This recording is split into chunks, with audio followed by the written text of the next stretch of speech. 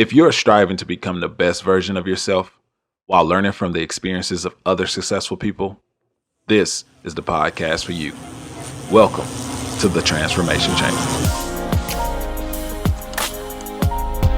Welcome back to episode 4 of the Transformation Chamber. I'm super excited about this episode. I have one of my great friends here, Chris Senegal, man. So a little bit about Chris.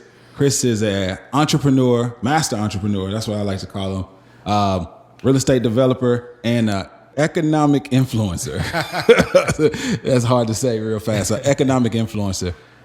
Man, first of all, just welcome to the show, Chris. What's up, brother? Man, I appreciate you having me on the show, man. I'm looking forward to some great dialogue. I saw your previous episodes, bro. You're killing it. I love the movement. I'm glad to be a part of it. Yeah, man. The Transformation Chamber. It was a gift gave to me, and I was like, I got to use it to give to other people. And I know you're full of insight, knowledge, and just empowerment for people. So I'm happy that you were able to come on. I'm humbled. I'm humbled by that. That was beautiful. So, Chris, let's tell people a little bit about you, where you come from. And I know that you're doing real estate and it's happening in a major way. And in fact, you just went viral today, which is crazy. And we'll talk about that. But kind of tell us the story of how you got here. Yeah, man. All right. So I was born in Lake Charles, Louisiana, lived half my life in Port Arthur, Texas. My parents were divorced when I was 5. I was a teenage dad. Had my son when I was 16, Wow. Middle school, I got kicked out of school, actually, for selling alcohol. Wow. Only sibling to actually graduate high school. My sisters did get GEDs, but only one. My brother's been incarcerated since he was 15, So, I had every reason to make an excuse. Yeah, I didn't know all this. Yeah, I had every reason to make an excuse. But for me, man, I always had this drive in me, this ambition. So, I did the whole college thing, went to school on full scholarship. What school did you go to? Southern University. Okay. Baton Rouge, yeah. Full engineering scholarship, man. Graduated, got out there in the workforce. And that first year, bro, I felt like I was sold a dream. Man, watching my boss's boss, they making 6 figures, but they miserable. Yeah. Working long hours. And I started calculating it. And I was like, man, these union guys actually making more money than us. So that's when the first light bulb went off. Is like, this salary thing, is graduating, being able to buy a house at 22, all the stuff I thought was cool.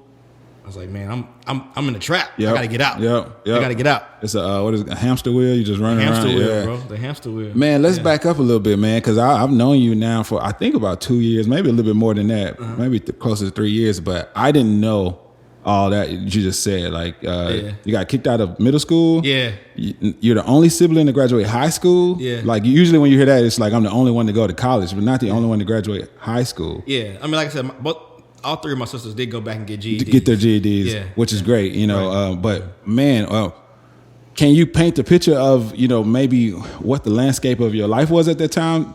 You know what? It really wasn't nothing, bad. I think people think because you grew up in the same household that all the kids gonna come out the same. Mm-hmm. Everybody just took their own path. Now they're all doing well now. Okay. They're all in the medical profession, like medical assistants and LPNs and those type of jobs. Sure. Yeah. So they're doing well. But you decided to go on to college. You got an electrical engineering, civil engineering degree. Yeah. That's awesome. But you had a kid at 16. 16. Yeah. So this drive that you talk about, was it something that you think was innately there, or did it turn on perhaps when you had your kid on the way? Or I know that changes a man a lot. Yeah, I think that definitely was a boost. Mm-hmm. When I was 14, I got my first job. I was cleaning cemeteries before I went to school in the morning. Okay. Like going in the mausoleum, sweeping the mausoleum from my sister's godfather. I think I always had hustle. That's crazy. Yeah, but I think having a kid really turned it up. And like, what was your mindset at 16? Like, I can't imagine. I had my first kid at 25, and I was spooked. Bro, it was a big awakening, you know what I mean? It's like I'm no longer a kid. Like, I'm literally, matter of fact, also I was the youngest shift manager and hiring manager at Taco Bell at 16. You know what I mean? Because they saw that much drive in me. So I'm sitting there hiring my friends. Wow. And like Friday nights when everybody's going to football games, I'm working. So you've been putting on for the community, for the homeless. Apparently, yeah. That's what's up. All right, man. So let's get into what we're here to talk about today, just transformation. And I think we already kind of got a little insight to maybe some of the things that help you transform, but listening to what you just told us about your past and looking at where you are now. Again, you literally just went viral today for buying the block in Fifth Ward. Can you tell us a little bit about that project for those who don't know? And I'm excited about it because I'm actually invested in it a little bit as Yeah. well. So tell us a little bit about that initiative and anything else you have going on. All right. So to sum up that project is the blueprint for what can be done in our communities. Where we don't have to be mad at Oprah anymore. We don't have to be mad at LeBron about not coming and saving the neighborhood. Right. You know, the whole focus of this is we can crowdfund. We can collectively pool money together and buy big blocks of property, rental properties, commercial properties, and we can collectively own them. We can renovate them. We can protect the tenants that are there by not increasing their rents. And then we can increase the return on a project by bringing the commercial back to life and bringing businesses back and bringing traffic back, bringing everything back. That's amazing. Yeah. So you don't have to be a millionaire. You don't have to Right. have a college degree. You can just crowdfund, jump in with you Exactly. and crowdfund the project, Exactly. which is kind of what I did. I bought a few shares in it. Yeah. What does that mean for just an individual who buys shares in this project? Like, what does that mean for them? How do they? So it is no different than owning shares of stock, right? So you own a small portion of the company. You get a certificate that says, you know, your ownership is this, right? And so for everybody that owns shares, they actually own a piece of the real estate. So as the property value goes up, their share value goes up. As the rental revenue goes up and the rents have more profits, that goes out as dividends. That's awesome. Yeah. That's awesome. Okay, so just looking at you have this. It's like you're known for. I would say rather. Let's take care of us, right? Like you said, not looking for a savior, always complaining or looking for a government handout. Yeah, You're like, yeah. no, let's take care of us. And I think I've heard you say this, correct me if I'm wrong. If it's going to be gentrified, it might as well be gentrified by us. Right. I mean, you got to think about it like this. Everything has a life cycle, including the neighborhood. And for some reason, we have this mentality for the most part where it's like, let's leave them alone. Let's protect them. Let's only build low-income housing in those neighborhoods.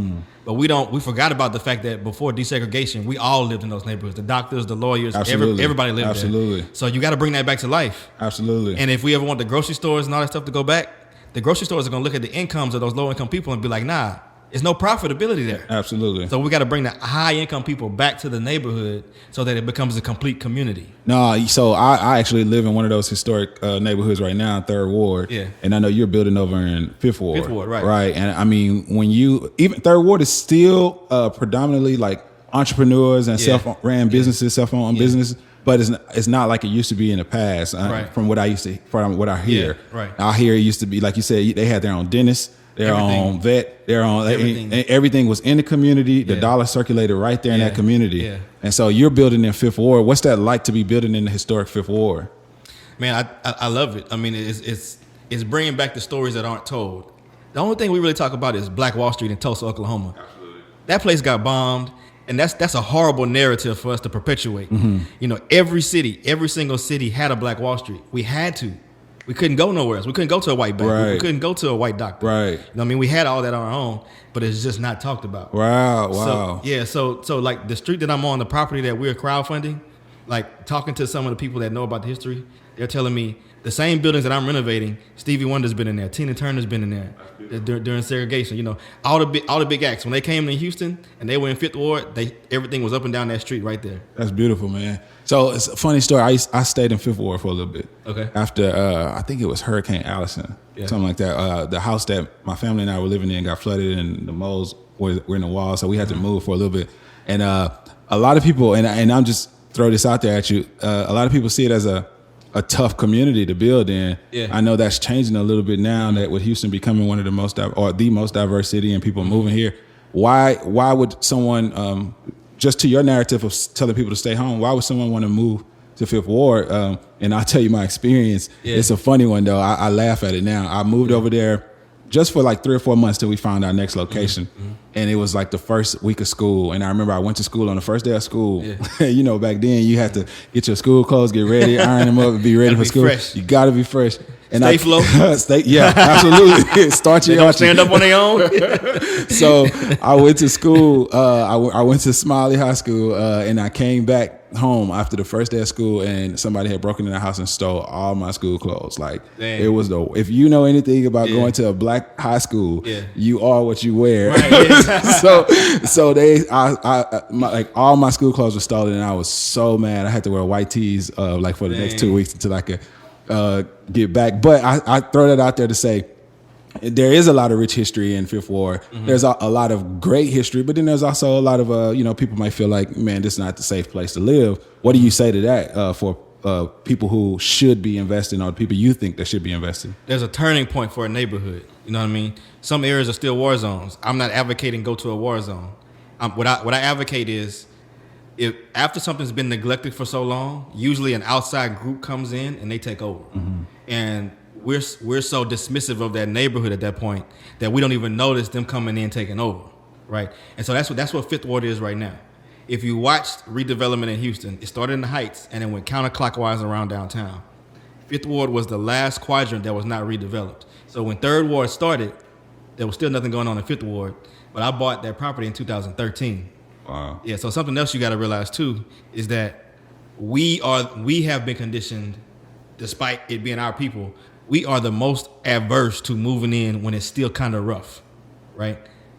If you think about it, right? We want it to be safe. We want it to be safe. Not, yeah. The first question we asked was, is there still crime, and what are the school districts like?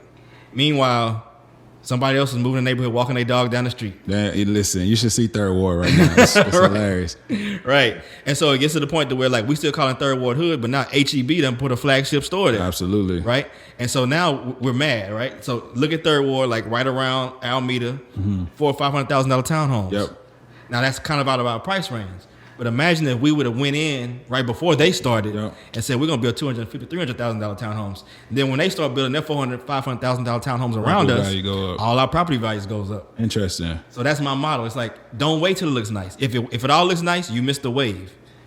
And the crime really isn't that bad. It's not as bad as people make it think. Yeah, I mean, I can speak for the neighborhood. I mean, I've been over there for 2.5 years now, and I haven't had any issues. But there's crime everywhere. But there's crime in the Heights. Exactly, they'll perpetuate it. So, and some of my listeners not from Houston, they're like, "What are they talking about?" But I'm sure in your city you have these same issues. Gentrification is something happening everywhere, like you said. Right. Things move in cycles. Yeah. So, Chris is someone that is able to identify and then go after ahead of the curve, so he can profit off of it. Oh, let me touch on one more thing while we're on the subject. The school part. Houston has so many charter schools that are outperforming the public schools that should not even be a question for us. The African American college acceptance rate and graduation rate from some of these charter schools like Yes Prep is way higher than the public school system. So we shouldn't even be worried about what the public school is doing. Yeah. No, interesting fact. I didn't even know that. So how does that? How should that affect the way people look at moving to these neighborhoods? Are you insinuating that private schools the charter schools are better? Like if you're going to move into this neighborhood. If that's your concern, if your concern is your kids and the education that they get, yes, put them in a charter school until the school system gets better. So it's a direct correlation. You have to have the higher value homes in there so that the county and the school board can collect higher property taxes to then fund the schools, right? So you gotta bring the rooftops there first. It's like a catch-22. Okay. Right. So it's a group of us that have to be the first in, raise the property values, increase the tax dollars that goes towards the school system. Then the school gets better. That's awesome, man. So it's two ways you can do that too. It could be the young professional that doesn't have kids yet.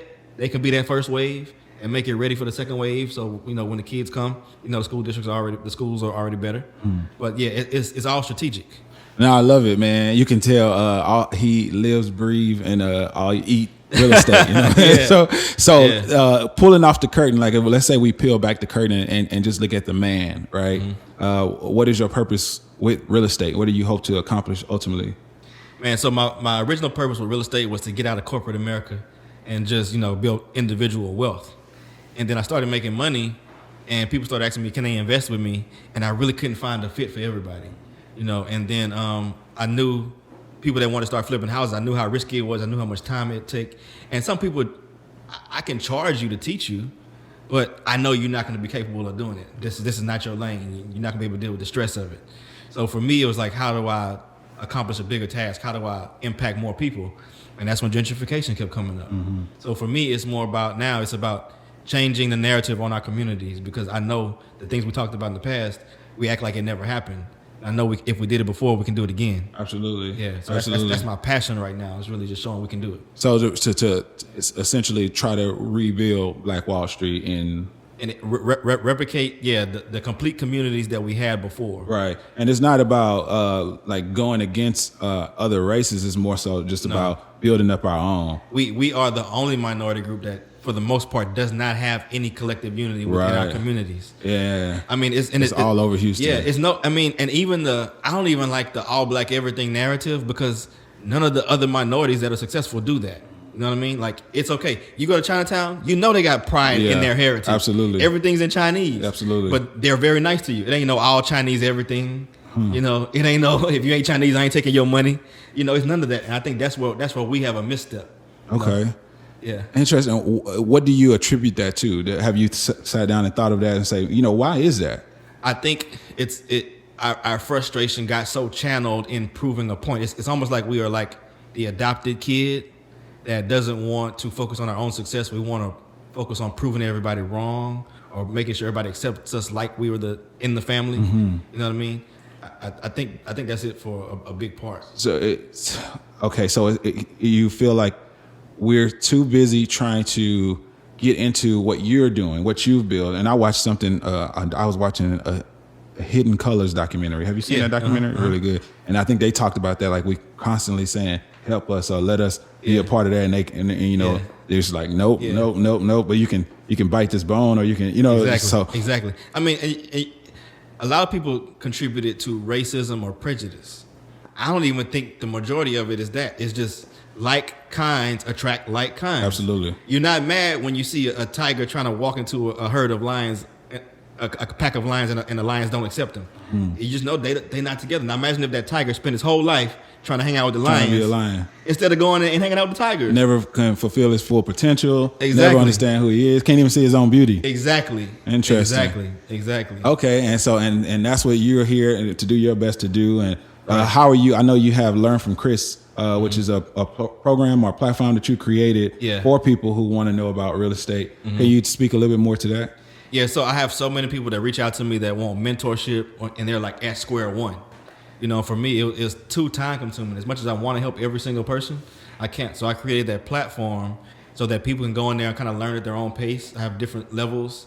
You know, I have like a true learn at your own pace course. It's like $37 a month, but I'm just constantly uploading content on there. Like, sweet. Yeah, on everything from like how to get started in real estate. If I find a good article about something that I feel like a beginner should know, instead of them sifting through 5,000 articles, I got all the good stuff there for them. I do like vlogs every now and then, just like a day in the life of what I'm doing. Right. Whether it's wholesaling or flipping or the new construction development. So yeah, it's a platform so people can just actually learn at their own pace about real estate. That's awesome, man. Yeah. All right, tell us about a time. Just tell us about a time where it's it was easy for you to just give it all up. Like you were going, you learned. You've been doing real estate for how long now? Since 2008, so 12 and a half years. 12 and a half. That's a long time. Yeah. I know it's not all pretty, right? It's not at all. So, not at all. Enlighten us on some of the lows, lessons, or woes of the journey and how you overcame it. I would say one of the biggest lessons I learned is the transition from I'm going from fix and flip to try to start developing. Because there's a good bit of us that flip houses. There's a good bit of us that have rental properties. Right. But there's very few that actually do development. And so for me, I spent 2 years and lost about $45,000 trying to figure out how to transition from doing the fix and flip to the development. Because I mean, when I realized I wanted to focus on revitalizing the communities, I stopped flipping, and I was like, I'm going to sell my rental properties too, because I want to be in a position to where when everything hits, I won't have any debt on my balance sheets. And I'll be able to fully focus on this new construction project. But I underestimated how hard that process was. Man. And the biggest mistake I made, it's gonna sound crazy, the biggest mistake I made was surrounding myself with people that were just like me, that thought just like me, that were aspiring to do the same thing. Here's the missing part. I did not include anybody that had actually done it. Ooh. All right, now we're getting into it. All right. So I spent almost 2 years like with a bunch of people like hunger, eager, networking, out trying to get it done, but nobody could take the project across the finish line because it was just these little bitty things that we needed to tweak that we didn't know. And everybody was looking to me. I was funding it. I was carrying it. And yeah, at one point, the block that I had first bought, when I bought it in 2013, it had a grocery store on it and like 5 old houses. So it started off as full of drugs and prostitution. So I cleaned it up, and then I was housing felons, giving them single room occupancy, non-violent felons, you know, and just giving them a second chance at life. That program went really well. Nice. So in 2008, when I saw redevelopment starting in the neighborhood, I took my property manager that was managing that for me, and I created a company, a business owner out of her. I gave her that whole program because I didn't want to just discard the people. You know what I mean? Right. So I helped her find a property that we could own or finance. I gave her the down payment as a bonus, and then she took over the program. That's awesome, bro. We gotta. I gotta rewind because I can't just talk over certain stuff. First of all, if I would have lost $45,000 doing anything, I probably would have tapped out. I was about to get back to that. So actually, it was more than that. Well, it was $45,000 that I lost clear, but I spent another $60,000 demolishing that whole block, tearing down the grocery store and the old houses, getting ready for the new project. And from there, I have no revenue coming in. I'm sinking money into trying to get plans and all this other kind of stuff done, paying these consultants, you know, and it never got off the ground. In that process, 23 different banks told me no when I finally got my plan together for the project. That's the point anybody should have walked through. No. Anybody with common sense. How did you how did you deal with that? How did you no so many times? I know in sales, I don't know if you ever done sales. I've done sales. Yeah. They teach you to look for the no. I'm searching for no. Yeah. And how did that affect you? And then how did you overcome that? It was pretty overwhelming, but it's one of the things where it's like, if you turn back now, all this stress was for nothing. All these years of working to try to get it done was for nothing. So it's either keep going or admit failure, complete failure. Yeah. That's good. Okay. I take it back. Admit losing, because failure is just lessons and feedback on what you can do to change. You don't lose until you stop. Say that again, failure. Failure is just lessons. It just shows you what mistakes you made and tells you what not to do the next time. Okay. But when you stop, that's when you lose. That's when you lose. Okay, so we got to... There's a lot. All right, so let's talk about, first of all, I think you said something that made me think of the quote, if you're the smartest person in your circle, you need to get a new circle. Precisely. And I think that's powerful because so many people downplay the idea of mentorship or finding somebody who's already done what you're trying to do. Right. Just as simple as that. Yeah. And I did that for the longest. Just kept running and running and trying to figure out, you with your homies, you with your friends, and y'all all want it, or at least ideally you think you want it, and y'all gassing each other up, but nobody really knows what to do. Exactly. So how did you get out of that situation first? What did you do to shift that circle? I had the eye-opening moment one day that I needed to focus on finding somebody that had actually done it. And I started thinking about what it would cost to pay somebody to help me versus how much money I had lost. And so at that point I realized I got to find somebody that can help me. Somebody can actually help you, know what they're doing. Yeah. So when I realized I needed to pay somebody, I also had another epiphany. I realized the reason why I was thinking like that is because school conditioned us like that. The education system teaches you if you are wrong more than 10% of the time, you are not the best. And if you copy off of somebody else, you are not the best. And if you do not come up with something on your own and you don't originally come up with the whole concept and produce it yourself, you are not the best. In reality, in business, it's the complete opposite. Yeah. You gotta copy the right cat. That's interesting. That's it. In life, though. In life. And they talk, I watched, I can't remember. It talked about the people who are really successful, they studied somebody. Right. They really studied. Either they went and became an apprentice, they found somebody that glued themselves to them, or sometimes it can even happen where they never got in the same room with that person, but they just studied them so hard, copied their move, and those people go on to be success, i.e. Kobe Bryant, Michael Jordan. Right. You know what I mean? Yeah. So, no, that's interesting. Yeah. So for me, Brent, at that point, it was like, let me reset. Let me do it the right way this time. Because there's only two ways you're going to learn, right? You're either going to pay somebody for the knowledge, or you're going to learn with your time, your energy, your effort, and your money, trying to figure it out. Your resources. Right? All your resources, right? And your stress level. Yeah. And your peace of mind. Yeah. Absolutely. So when you really put all that on the table, it just makes so much sense, man, to pay for the knowledge, That's interesting. And so now you decide to pay for knowledge. What about people, and I'll just throw this curveball at you, the people who just they don't have the, they don't have the money to pay for the resources. Yeah. Do you see any other way that they should be, or any other steps that they should be taking right now? And I'm talking in any industry, not necessarily just real estate. Yeah, no, payment doesn't even have to be monetary. It could be time, it could be energy, it could be effort, it could be a connection. You just have to figure out what value you can bring to that person. There we go. That's what I was trying to get to. Yeah. Value. Yeah. I mean, but before we had a currency, everything was a barter system. You traded something for something. So you bring something of value, make it a win-win for that person. Absolutely. Yeah. Then it's possible that you can get the knowledge out of it. Yeah, I forgot where I learned it at, but I learned that really quickly. Yeah. When I'm in the room with someone who's successful, I'm paying attention to okay, I can add value right here. Boom. Right. And then now, instead of trying to stick out and, look, it's like, let me add value while everybody's looking has a handout. Exactly. Let me go in my wallet and pay for X, Y, and Z. Exactly. And that's what they remember. You know what I mean? And so now it's like, oh, okay, you looked out for me. You know what I mean? I got a homie like this. Anytime I'm doing events or just like hosting anything, he's always like, what you need, what you need, what you need, what you need the whole time. Yeah. And I'm just like, bro, I need you around every time. Right. No matter what it costs, no matter what you're doing, I need you around every time because he's constantly adding value to me at that point. So now, okay, the goal is to buy a total block in Fifth Ward, just to make sure I'm clear. Yeah, well, I bought a total block in Fifth Ward. Okay, you bought the block that had the grocery store on it. It was the whole block. And this was before that was a trend. Before anybody was even using that terminology. Gotcha. Yeah, that's beautiful. Yeah. And so, what do you see moving forward? I know you talked about Black Wall Street. What happened to Oklahoma. Can you kind of, I don't know if you want to reveal plans, but what do people have to look forward to, especially some of the people that are invested in this? And I hope to get more through this interview to get more people invested in it. Yeah. I mean, the goal is to continue to expand and create a blueprint that can be duplicated in every city, right?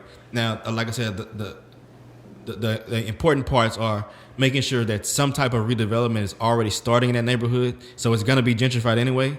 So we go in and we control as much of the narrative as we can around the big gentrification, okay? So that's the way for us to be able to go in and protect existing residents, because you can go in and buy rental properties and not have to raise the rents immediately. As real estate investors are taught, go in, make it nicer, raise the rent as high as you can to get the biggest return. But they don't talk about how you're displacing those tenants that have fixed incomes and have nowhere else to go. Right. So with this model, since it's going to be gentrified anyway, the property values are going to go up. Right. So that's where you get your big return on your investment. You don't have to worry about the cash flow as much. As long as it can carry itself or you can make some good money, then that's a different model that we can use in our own communities. And by us crowdfunding to do that, we can control bigger components of the whole community when they're being gentrified. Bro, how did you learn? Like, how did you come to this? Bro, just frustration. I think just thinking, you know how you just bump your head against the wall for a while. Enough times. Until something just clicks. Yeah. And it's like, yeah, that's it. Absolutely. And so, but the other part of it, like I said earlier, is that first project where I had the grocery store, that was the new construction. That was me bringing the higher incomes back. And so people kept asking me, but what about the people that are there? You're displacing people by building this high value stuff. And I'm like, well, no, I'm not, because I didn't displace anybody. This property wasn't inhabited by people that were long-term residents. It was a rundown grocery store, prostitution, drugs. And they're like, okay, still, but how do you protect the existing residents? So I knew that I needed to set the example for that. And so that's how the Dada Block project came about. It was like, okay, this is the perfect way for me to show them how we do both. How we bring the higher incomes back and we protect the existing residents. I love it. All right, let's bring it all the way down to kindergarten, just for the person. First, let's do this. Talk about why you think every person should have some knowledge of real estate. I'm talking about from the person who have no clue right now. Okay, real estate is literally the oldest business in the world. When you look at kingdoms, the only reason the king was so wealthy is because he controlled all of the land and he collected tariffs from everybody. The lords were tax collectors. They collected pence from everybody and brought it back to the king. That has not changed. The city government right now is funded by property taxes. The state government is funded by taxes. The federal government is funded by taxes. All that's tied to real estate. So if you don't realize that you need water, you need food, and you need shelter, everybody has to live somewhere, and somebody's going to own that. Yep. Every business is housed somewhere, and somebody owns that building. So if we are not involved in that, we are missing the boat. Yeah, you know what I mean? We still picking up crumbs, basically. We're picking up crumbs. Like, picking up crumbs. And if you think about any business that's anywhere, their first business partner is their landlord. Because you got to pay that rent first. Absolutely. You go on West Ham, you paying $10,000, $12,000 a month in rent. That's your business partner, and he get his hand out first. That's crazy. And I always hear people in real estate talking about they're not making any more land. They're not making any more land. You're right. So it's like you need to get into it. People are going to have to buy it. You're going to have to have brick and mortar. It's like it's a thing. It's a necessity. Yeah. Right? And the beautiful thing about real estate is it could become passive. It's not you have to go get another degree and go trade your time for dollars. Right. You make a decision one time, you put some money into something, and it can continue to generate revenue for you month after month.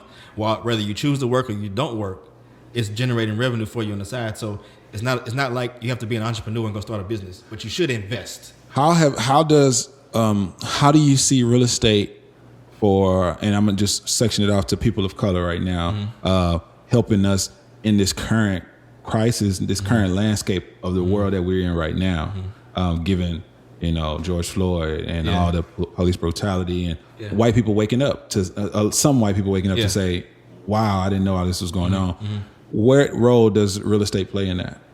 I feel like real estate plays a role in a way to create more economic power within the community. Okay, because when you control the real estate and you have that additional revenue and you have that net worth value increase in every household, then that gives us more opportunity to do more things in the community, right? If you have a house in a neighborhood and the value's going up $100,000 and you want to start a business, you can go borrow against the equity in that house, right? And that business can then employ people in the community. And now you're an entrepreneur, you own that business, now you're building wealth. Yeah. Now you can go take that money that you get from being more well off financially, and we can do something that we really don't do. Yeah. We can form lobbies, and we can have lobbyists that go to Washington. We stop at voting, right? Yeah. But the day after somebody gets elected in office, or the day they're out of office, there's a lobbyist in front of them every day pushing an agenda. Yep. You got to have money to do that. Absolutely. We got to have that. Number two, if we have more money in our communities, we can fund our own police academies. We can fund policing to put more people like us in the community to get them hired on the force. We can control more of the politics in the community. There's so many things we can do besides just trying to force somebody to make a decision, but without bringing anything to the table. Right. Just, obviously we bring our vote, but like you said, we can bring more than just a vote. The vote only get you so far. Right. But we first have to get ourselves to economic power. Right. As a group, as a collective. Right. And again, it's not to say bash any other race. It's just not. Empower our race. I almost feel like some of them will look at us in a different light because a lot of them don't understand why we spend so much time trying to be accepted. They come here and they know that that same KKK group does not like them as a minority either. But they don't focus on that. We focus on that way more than anybody else does. And a lot of them don't understand that. They're like, why do you spend so much time trying to convince them to accept you when, look at us, we come from a country where we're killing each other. And we come here to escape, and we do just as good. Yeah. Another thing that we don't realize is we look at, I guess the Mexicans are the closest to us, right? They're right there in Mexico. We look at the ones here that have the contractors and all that kind of stuff. We look at them poorly, but there's more of them in the woodlands now than us. Oh yeah. But what we don't realize is we look at them like they got it better than us or something. But what you realize, the ones that are here, that's a 10% that took a big risk. And just like we got lazy cousins in our houses right now, in the projects right now, they got lazy cousins in way worse condition back in Mexico, calling them asking for a check. Right. You know what I mean? So we think our situations are so different, but they really aren't. No, I totally understand. I mean, I can agree with that. It's the same thing. I'm first generation Nigerian, and it's the same thing. I won't say they're lazy back home, but a lot of people look at what Nigerians are doing here, because and just the whole African diaspora, because they come in, they work and they grind, but it's a lot of people they take care of back home. You know what I mean? That purpose is behind them driving that mission. And so real estate, and I'm glad you're able to help us to understand how real estate can be a tool to be able to get over. And let me touch on one more point. Another excuse we always give about the other minorities from other countries that work in our communities, we're like, oh, they came here with money.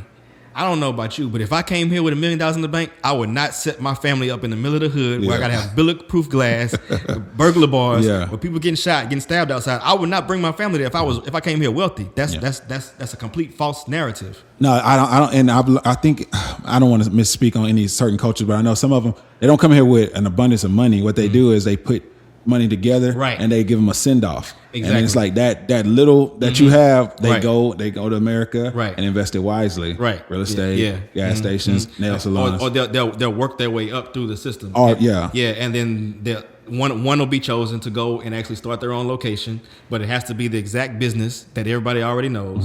That's why you see them all in the same industry. You don't see somebody coming from a nail salon going to open a gas station. They're like, we're going to teach you this, but 10 or 12 of us are going to put this money together, and we're going to help you fund your first one.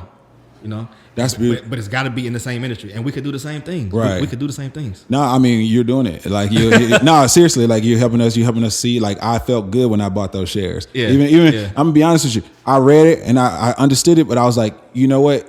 It doesn't matter even if I'm a person who couldn't quite grasp it like I did. Yeah. I felt like I was being empowered by doing so. Yeah. And so to give people that just alone, Yeah. but then to take it a step further and say, hey, when the property value goes up, when this builds up, my equity or my shares are growing up, you know what I mean? And I have a few stocks here and there, and then I play around.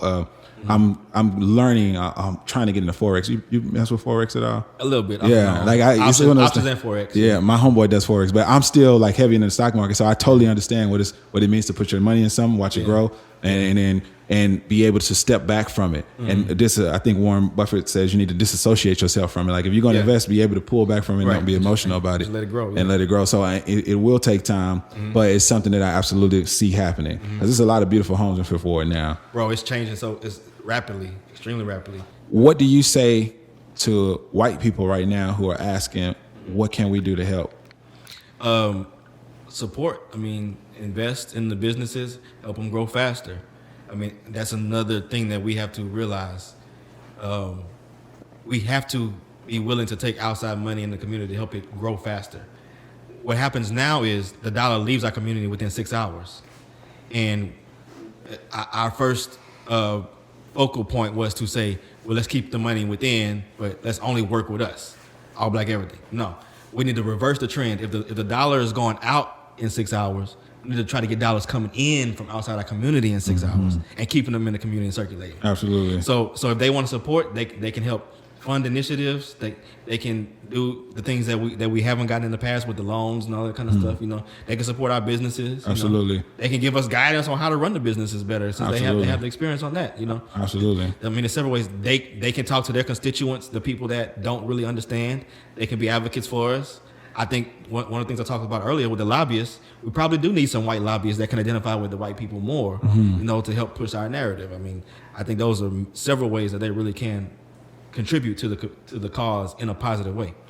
Man, okay. So this is heavy. It's a lot of good information, and I'm happy we're able to have it here. I always like to know, and the people want to know, right? I do a little segment like the people want to know. What are some resources, right? And I'll do it a little different now because you're giving so much game. What are some resources that you suggest to people to just go check out? Obviously, you have Learn from Chris. Where can they find that at?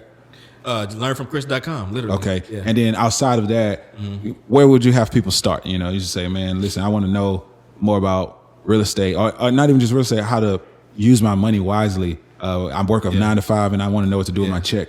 Yeah.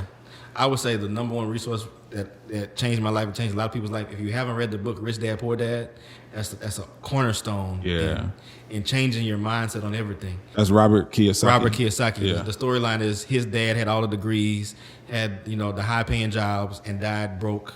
And his friend's dad had 8th grade education, left $1 million business to his family. You know, and the principles that are taught in that book, that's way more important than you studying any technical trade, because it's a mindset that transcends any industry you go to. You know, any form of investment, any form of entrepreneurship, it applies there. That's the best start that I can suggest to anybody. Awesome. And then, what are you teaching your son real estate right now? Yeah, he read Rich Dad Poor Dad when he was 13. How old is he now? He'll be 21 in December. Wow. Yeah, so that's the other part of the story. So I was a teenage dad.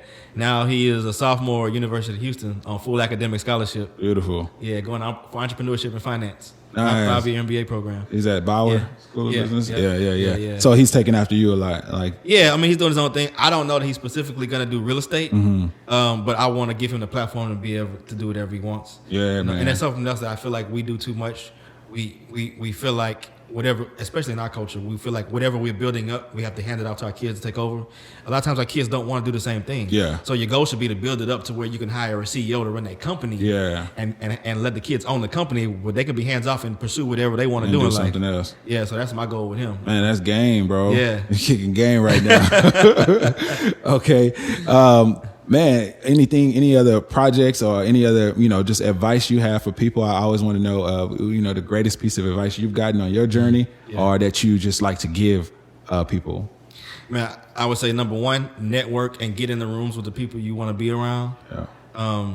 Make sure you're always in a position to bring some type of value to people, because the most important thing, and no matter what you want to do, is finding mentorship, finding somebody that's already doing it to shorten your learning curve. And I mean, there's nothing more important than that. I mean, spending time reading all the books in the world does not overshadow the importance of actually getting out there and being under somebody that's actually doing it. Theory is one thing, but applied science is a whole different animal. Yeah, you got to get out there and do it. A whole different animal. And you host events. I was fortunate to host one of your events, Entrepreneurship 101. And one can already kind of guess, but what's your goal with hosting these events, and what do you get from it? Obviously, creating your own network, right? Yeah, and it's like, instead of, sometimes we can't find networking events to go to, but you bring it to you. Yeah. Speak more about these events you're creating and what you hope to accomplish with those. So for me, like I said, when I hit that epiphany coming out of college and the first year in the workforce, and working in corporate America, and I realized I just didn't know where to start. I didn't know anything about business. I thought people that went to school for business just worked at banks. I literally didn't know anything, bro. But so to start from there and be where I am now, it's like, man, I wonder how much faster I would have got there if I had somebody actually showing me the ropes or giving me the game. Right. And so that's the whole purpose of my entrepreneurship when I host seminars. Yeah. It's not about real estate. The panel we were on, I had people in several different industries. Yeah, no, that was a beautiful panel, man. Yeah, and I want to continue to do that, to show, especially to show the audience that there's representation of us in all different fields, even though we may not see them on mainstream. They don't have big social media accounts and not influencers. Absolutely. They're actually building their businesses. Man, I know a lot of them in Houston. Yeah. It's been blowing my mind. Yeah. I'm like, yo, nobody, this person is not on Instagram with 100,000 followers, but they are somewhere with 100,000, the people that are famous on Instagram in the same industry, they want this person that's not on social media is running circles around Exactly. them. Yeah. Exactly. So, and I think that's a point right there, just for millennials to stop thinking that only people on social media are successful people. That's cap. Yeah. The majority of it is cap. All cap, you know what I'm saying? So you probably can't get 1 million likes, but there's some people out there who know how to make $1 million. So find those people in your city. Precisely, bro. Man, listen, I'm good, bro. Like, you've given us so much. I'm just trying to digest it all myself, man. Anything else that you want to tell the people or just give the people? Man, I would say that's it, bro. I think the most important thing, man, follow my most active social media, which is my Instagram account. It's _INVSTR. So it's _investor. Follow me on there. That's where I'm most fluent. That's where I'm most accessible. And I have a YouTube channel too. Just look up my name, Chris Senegal. But there's gonna be a ton more information. Hopefully we can do one of these in the future. Yeah, we're gonna have to do another one. Like, this is the launch. This is episode 4. Yeah. I plan on, once I get to a certain point, bringing certain guests back. You know what I mean? Yeah. Yo, Chris, man, I appreciate you once again for stepping into the Transformation Chamber with me, bro. You're always welcome anytime. Hopefully I'll have you again in the future. Thanks again for letting us crash your spot. Yes, sir. Yo, and to the audience, and I appreciate y'all for listening. And until next time, peace. Thanks again for tuning in to the Transformation Chamber. Don't forget to like, subscribe, and share. To find out more about Chris Senegal, follow him on Instagram @_investor. That's @_INVSTR, or visit his website at learnfromchris.com. To find out more about the Transformation Chamber, follow me at Joshua T. Dada, or visit my website at joshuatdada.com. See you soon.